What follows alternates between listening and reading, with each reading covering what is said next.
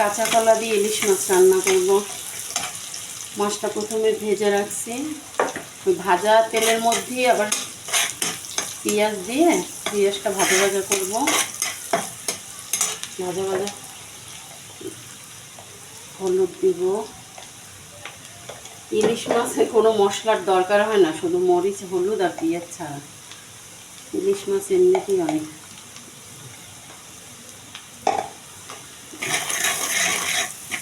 একটু পানি দেব, মশলাটা পুড়ে দেবো।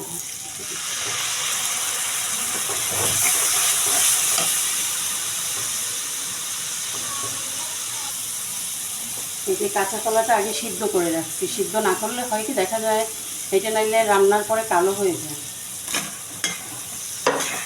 ওই হালকা ভাপিয়ে নিচ্ছি, এখন আর কি রান্নার পরে কালো হবে না।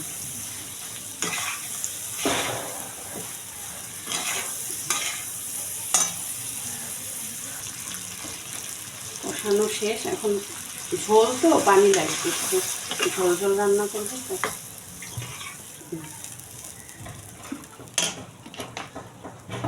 মাছটা পরে দিব।